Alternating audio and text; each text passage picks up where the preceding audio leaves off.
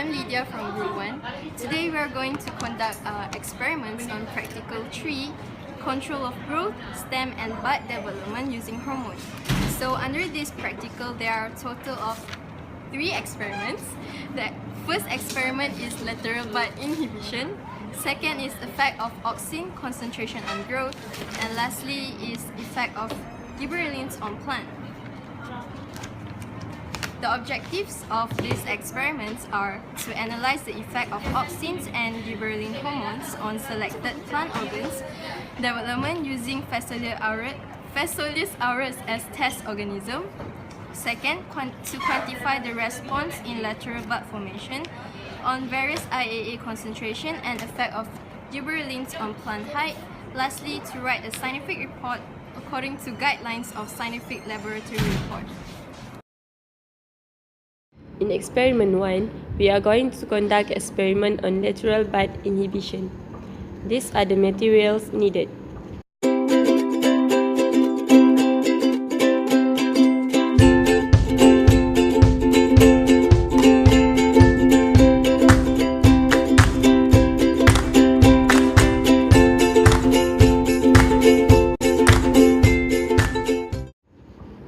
The growing plants of mung bean were divided into 3 groups.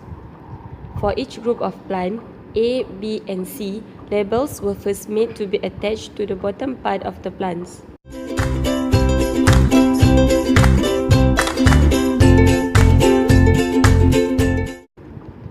After attaching the labels for each plant groups, the unselected plants were discarded from the tray.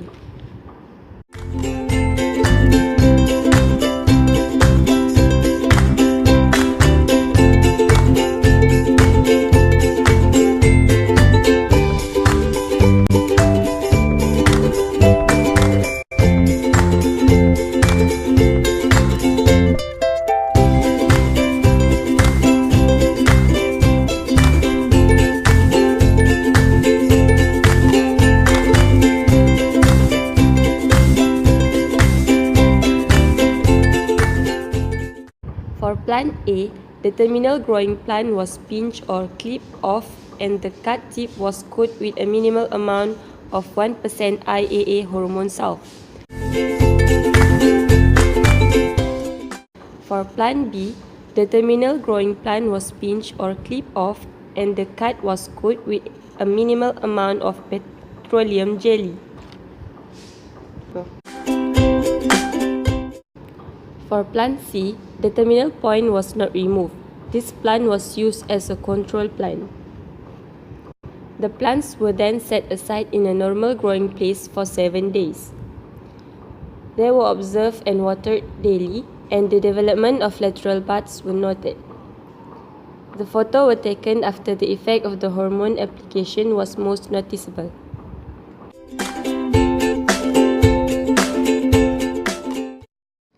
For experiment 2, we are going to conduct an experiment on effect of auxin concentration on growth of plant.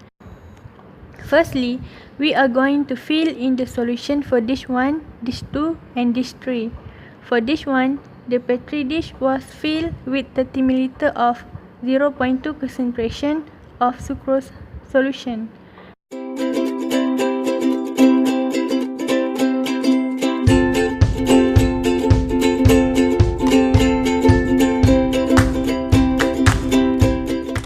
Next, for dish 2, the petri dish also was filled with 30 ml of 0.2 concentration of sucrose solution and 0.3 ml of 1% of IAA solution in alcohol.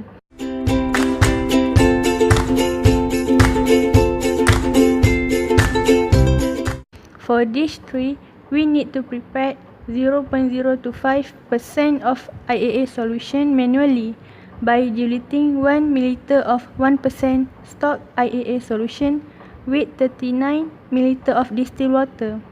Then, the petri dish was filled with 30 ml of 0.2 concentration of sucrose solution and 0.3 ml of 0.025% of IAA solution that was prepared before.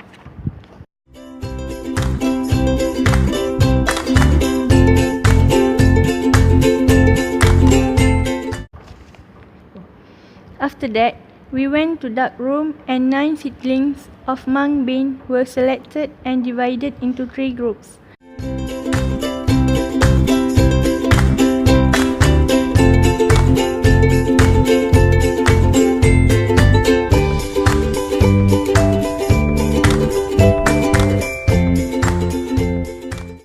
A piece of filter paper was taken and marked with pen for about 3 cm length. Then some water was poured on it to make it moist.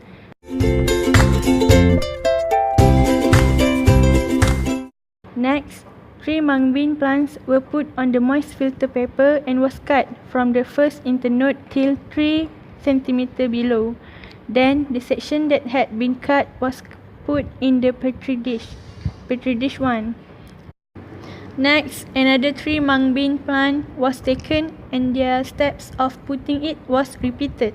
Then, place it in petri dish 2. The steps were repeated also for petri dish 3. The petri dish were placed in a dark place for 24 hours. On the next day, the length of each section for all the petri dish were measured and recorded on the data. For experiment 3, the effect of gibberellins on plant was conducted. The materials needed were 2 trays of mung bean seedlings, papers, ruler, and 1% of gibberellins. Then, labels were prepared for the plants. For tray 1, which was used as the treatment plants, were attached with labels of GT1 to GT10. For tray 2, that was used as the control plants, were attached with labels of C1 to C10.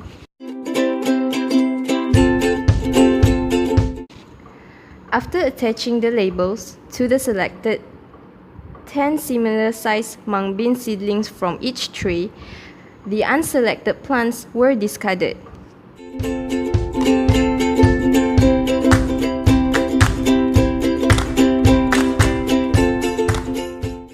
The surrounding soil of the seedlings was compact to ensure standardization of the soil level.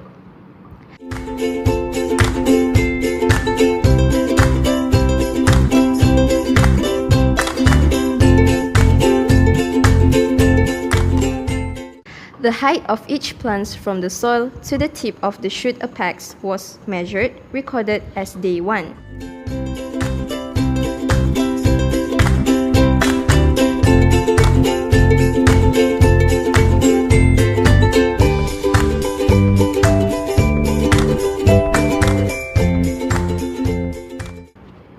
Later, a drop of 1% gibberellin was applied using a dropper to the shoot apex of each plant. As for controlled treatment, there is no solution being applied to them. The trays were then placed in the provided space with sufficient sunlight.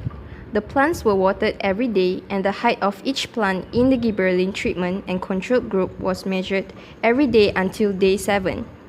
Gibberellin applications was repeated for day 1, 2, and 3. The percentage increase in length for each group was calculated from the first day to the 6th day.